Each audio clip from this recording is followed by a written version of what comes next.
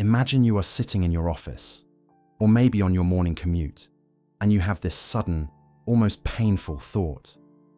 What if everything you are working for, everything society tells you is important, is actually a kind of beautiful, gilded cage? You probably recognize that stubborn feeling of being right, that inner voice that insists there must be more to life than this daily grind. That feeling, that deep and unsettling whisper, is exactly what I felt. My name is Paul Gauguin, and I abandoned my life as a Parisian stockbroker, my family, and everything I knew to chase that whisper to the other side of the world. It wasn't about running away from something, though many saw it that way. It was about running toward a truth I felt we had lost. We build these complex civilizations, these systems of money and manners, and we start to believe that this is reality. But it's not. It's a performance. It's a story we all agree to tell each other. Underneath it all is something older, something more real. I had to go and find it. I went to Tahiti, to the Marquesas Islands, to live among people whose world was not yet covered over by this modern varnish. I was searching for what I called the savage, not in the sense of being violent, but in the sense of being primordial, instinctive, and true. As I once said, civilization is what makes you sick. I truly believed that. Now think about your own mind for a moment.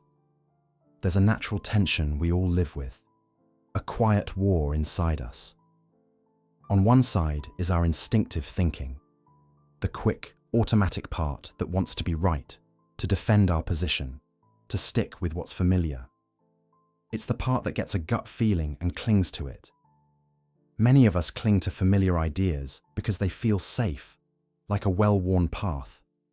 They confirm our identity. But on the other side is a deeper awareness.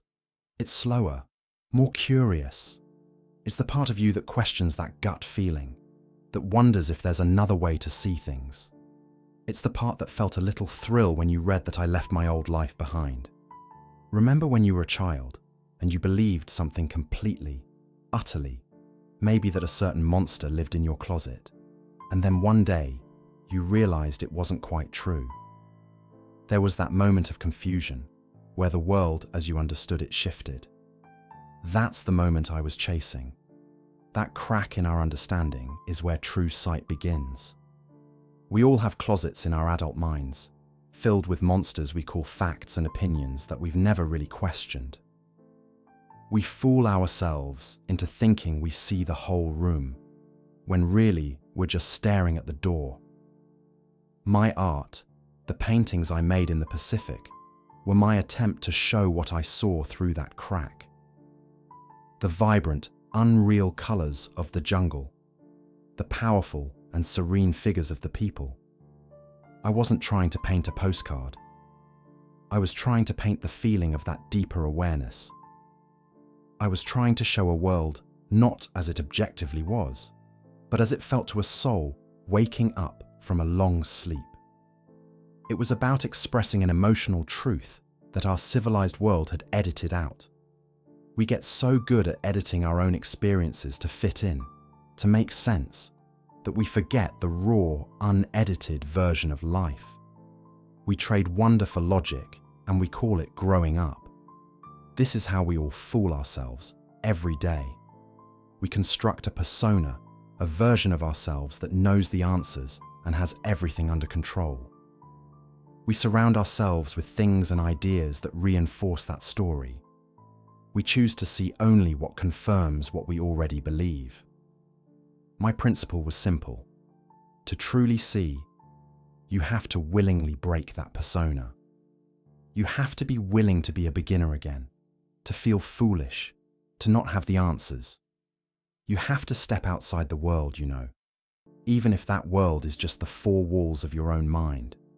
It's uncomfortable. It's terrifying. But it is the only way to get a glimpse of something genuine. You don't have to sail to a tropical island to do this. The journey is internal. It starts by questioning one small, stubborn belief you hold. It starts by listening to that whisper that wonders if there's another way. It starts by admitting that the story you've been telling yourself might be just that, a story. And that maybe a truer, more vibrant world of understanding exists just beneath the surface, waiting for you to notice it.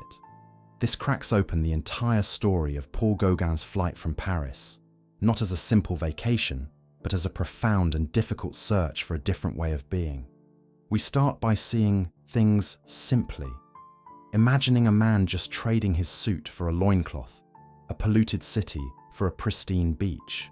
It looks like a clean break, a rejection of one thing for its pure opposite. In our own lives, we might see a problem and think the solution is just its opposite. If work is stressful, we dream of total idleness. If modern life feels artificial, we crave pure, unfiltered nature. It's a black and white view of the world, and it feels so clear and compelling. We think we can just leave the complicated mess behind and find a simpler truth elsewhere. But then comes the confusing middle, the phase where things get immensely complicated, and the initial, simple answer stops working. This is the part of the journey most of us feel uneasy during. For Gauguin, this wasn't just a change of scenery. It was a brutal confrontation with reality. He arrived in Tahiti and found it wasn't the untouched paradise he had painted in his mind. Colonialism was already there, disease was rampant, and he was still himself, a sick, often broke, and complicated European man, not a native tribesman. He couldn't simply shed his own conditioning and history. This is the tough middle phase Gauguin himself wrote about, where the initial dream crashes into the hard, unyielding ground of reality. You might be someone who resists change at first because this middle part is so deeply uncomfortable. It's the moment when quitting the stressful job leads to anxiety about finances, or when a move to the country brings a surprising loneliness. The simple solution creates a whole new set of complex problems. The initial escape doesn't feel like freedom anymore. It feels like being lost in a different kind of wilderness. It is from this messy, difficult middle that a new clarity slowly begins to emerge, not as a return to simplicity, but as a wiser, more integrated understanding. Gauguin didn't give up and go home. He stayed in the confusion, and his art transformed because of it. His paintings from this period aren't just documents of Tahitian life. They are powerful syntheses.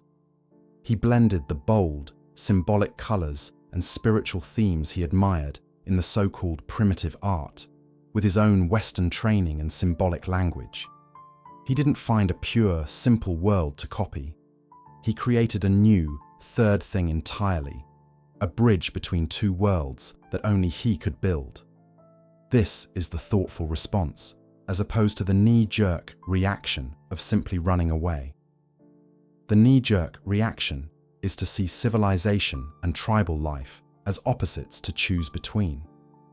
The thoughtful response is what Gauguin eventually achieved, though imperfectly, taking elements from both to create a new, personal truth. In our own lives, this looks like pausing in that uncomfortable middle phase instead of panicking and retreating. You may catch yourself pausing before reacting lately, starting to understand that a thoughtful life isn't about choosing between two extremes, but about navigating the space between them. It's realizing that seeking a healthier life isn't about choosing between brutal workouts and total laziness, but finding a sustainable rhythm that honors both your body and your mind. It's understanding that disconnecting from technology doesn't mean throwing your phone in the ocean, but creating conscious boundaries so you can be more present. We start noticing that the goal isn't to become someone else entirely, but to integrate the pieces we admire into who we already are. Gauguin's journey shows us that the real escape isn't from one place to another, but from a rigid way of thinking to a more fluid and creative one. The clarity arrives when we stop seeing our choices as either-or and start weaving them into a more complex and ultimately more authentic tapestry of a life. Through this discomfort, we begin to see the faint outline of a new path, one that we've been unconsciously avoiding because it asks more of us than the well-worn trails we're used to. It asks for a bit of courage, a dose of honesty, and a willingness to sit with the feeling of being a beginner again, which is never a comfortable space for any of us to inhabit for long. We start to understand that this prickly sensation, this internal resistance, isn't a stop sign, but rather a curious kind of invitation. It's the feeling of our old self, the one that built the comfortable life we're currently questioning, gently but firmly pushing back against the new ideas and perspectives that are trying to take root. This friction is not our enemy. It is the very process of growth itself, as unsettling as that can feel in the moment. We often mistake this feeling for a sign that we're on the wrong track, that we should retreat back to what we know. But what if we've had it backwards all this time? What if the discomfort is the clearest indicator that we're finally heading in a direction that matters? The familiar is, by its very nature, comfortable. It asks nothing new of us. It doesn't challenge our assumptions or force us to reevaluate our choices. It simply is. And while there is a profound peace in that familiarity, there is also a subtle stagnation, a quiet settling that happens over years. The discomfort we feel is the breaking of that settled sediment, the stirring up of the water so that new life can eventually come in. It's messy and it clouds our vision for a while, but it is necessary for any real change.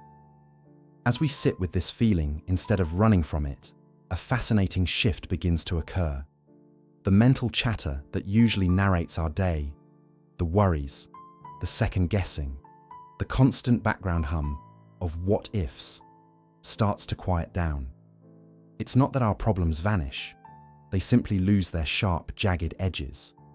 We begin to see them as situations to be navigated rather than insurmountable obstacles designed to defeat us. This is where a subtle psychological shift, often called the Barnum effect in a different context, can be observed in our own lives. We start to recognize that many of the stories we've been telling ourselves are just that, stories. They are broad, generic narratives we've accepted as uniquely true for us, when in reality, they are often just patterns of thought. You'll likely find daily decisions coming easier, not because your life is suddenly simpler, but because the weight of those old limiting stories begins to lift. This is the process of unlearning, and it is perhaps one of the most liberating journeys we can ever undertake.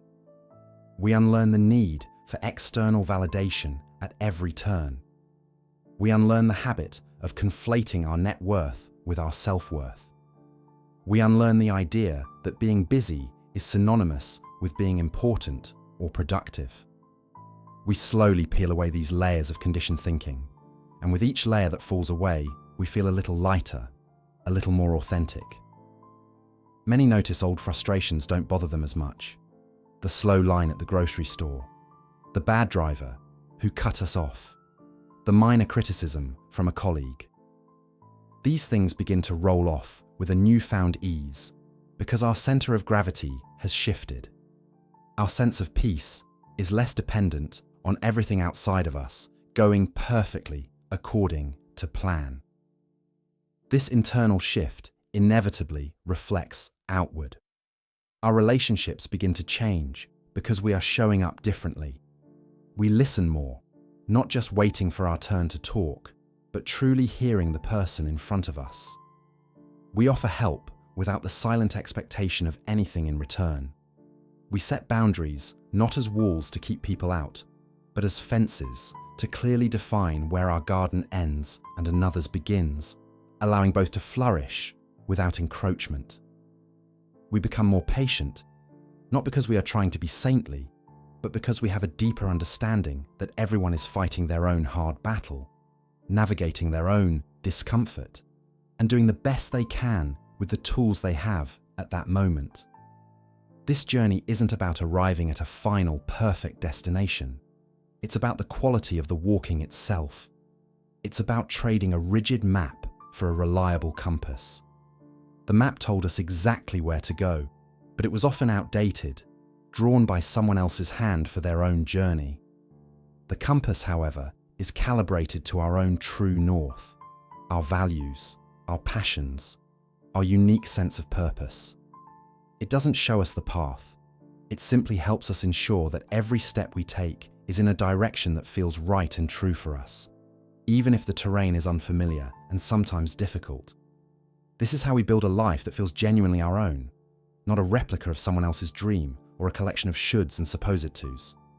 Together we discover that this entire process, from the first pang of discomfort to the quiet confidence of self-trust, is about integration.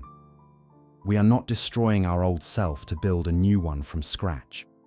That would be a violent and exhausting way to live. Instead, we are integrating all the parts of ourselves, the past mistakes, the old dreams, the current hopes, the hidden fears. We are making peace with our entire story, understanding that every chapter, especially the messy and uncomfortable ones, was essential for getting us to where we are now. We are weaving a richer, more complex, and far more beautiful tapestry of a life. And in doing so, we experience a liberation that is both profound and surprisingly simple. It is the feeling the artist Paul Gauguin spoke of after his own tumultuous journey toward authenticity. A feeling of being unburdened by expectations that were never ours to carry. It is the deep, soul-level relief of finally becoming who we always were. A feeling he so perfectly described as being like finally taking off shoes that never quite fit.